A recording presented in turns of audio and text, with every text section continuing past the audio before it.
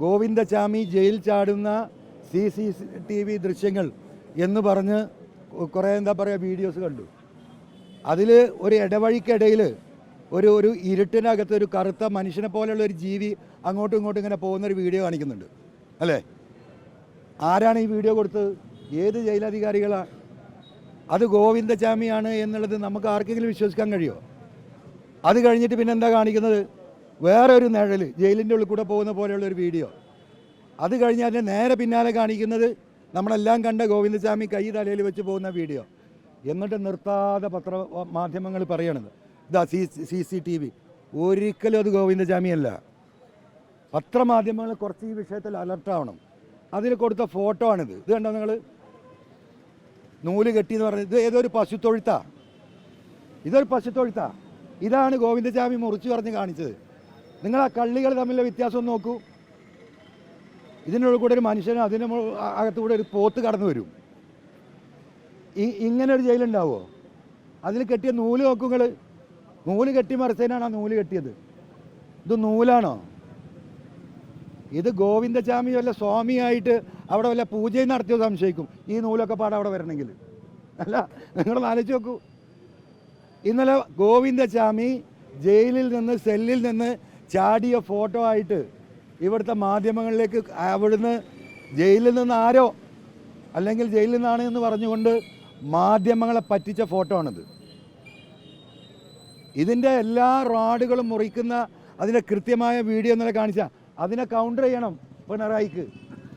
അതിനുണ്ടാക്കിയ ഒരു ചതിക്കുഴി. അതിൽ മാധ്യമങ്ങൾ ദയവായി ഈ കാര്യങ്ങളൊന്ന് ശ്രദ്ധിക്കണം.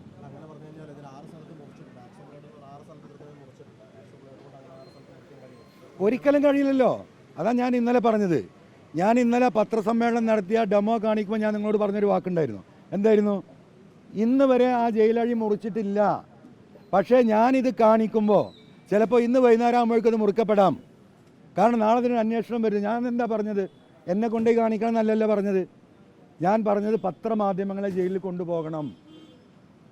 നിങ്ങളെ അത് കാണിച്ച് ബോധ്യപ്പെടുത്തണം. കേരളത്തിലെ 3.5 കോടി ജനങ്ങളെ ഇന്ന വഴിക്ക് ഇന്ന രീതിയിലാണ് പോയത്, ഇങ്ങനെയാണ് ഡ്രം അട്ടിയിട്ടത്, ഇവിടെ നിന്നാണ് തുണി എറിഞ്ഞത്, നിങ്ങളെ ബോധ്യപ്പെടുത്തണ്ടേ?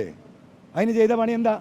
ഏതോ ഒരു പശുത്തൊഴുത്ത് കൊണ്ടുപോയിട്ട് അത് കട്ട് ചെയ്ത് മുറിച്ചിട്ടിട്ട് അതിൻ്റെ അടിയിൽ കുറേ നൂല് കെട്ടിയിട്ട് ഗോവിന്ദചാമി പറഞ്ഞ ഏതോ ഒരു മനുഷ്യരൂപം ഒരു കൂരാക്കൂരി ഇരുട്ടിൽ ഒരു സാധനം ഇങ്ങനെ എന്താ പറയുക ഒരു എലി തുള്ളുന്ന പോലെ അങ്ങോട്ടും ഇങ്ങോട്ടും തുള്ളുന്നുണ്ട്.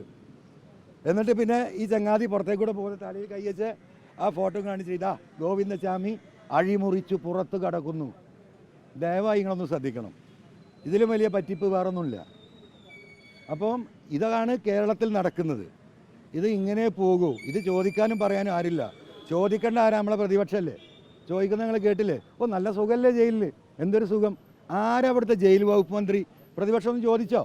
നിങ്ങൾക്കറിയാം ജയിൽ വകുപ്പ് മന്ത്രി ആരാന്ന്? എനിക്കെന്നെ അറിയില്ലായിരുന്നു. ഈ ചങ്ങാതി ചാടി പറഞ്ഞപ്പോഴാണ് അന്വേഷിക്കുന്നത്. അപ്പോൾ അത് മുഖ്യമന്ത്രി തന്നെയാണ്. അത് മുഖ്യമന്ത്രി തന്നെയാണ് അന്വേഷിക്കണം. അത് മുഖ്യമന്ത്രി തന്നെ. തൊഴുത്തിൻ്റെ ഫോട്ടോ കൊടുക്കണതോ അത് മുഖ്യമന്ത്രി തന്നെ. പ്രതിപക്ഷം ഓ നല്ല സുഖം. മനസ്സിലായോ? ഒരു പ്രതിഷേധം മുഖ്യമന്ത്രിനെ മുഖത്ത് നോക്കിയിട്ട് എന്താ ചങ്ങാതി നടക്കുന്നത് എന്ന് ചോദിക്കാൻ എന്താ പ്രതിപക്ഷത്തിന് ത്രാണിയില്ലാത്തത്? എന്താ VD സതീശനൊന്ന് പറഞ്ഞിട്ട് അങ്ങോട്ട് ആവാത്തത്? ആവൂല. ഞാൻ കാര്യം പിന്നെ ഞാൻ പറയും. മനസ്സിലായില്ലേ? അത് തന്നെയാണ് ഇപ്പോൾ ഈ മാർക്കറ്റ് പൊളിക്കുന്നത്. ആരാ ചോദിക്കാനും പറയാൻ ആളില്ല. ചോദിക്കേണ്ടല്ലോ അവിടെ. ഇവരുടെയൊക്കെ വാല് പിണറായിൻ്റെ അമ്മീൻ്റെ ചോട്ടിലാണ്. മനസ്സിലായോ? അപ്പോൾ ഇവർക്കൊന്നും ചോദിക്കാൻ കഴിയില്ല, പറയാനും കഴിയില്ല.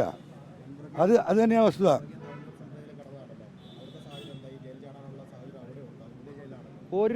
ഒരാൾക്കും ചാടാൻ കഴിയില്ല. ഞാൻ ഇന്നലെ നിങ്ങൾക്ക് ആ ആക്സോ ബ്ലേഡ് കാണിച്ചില്ലേ?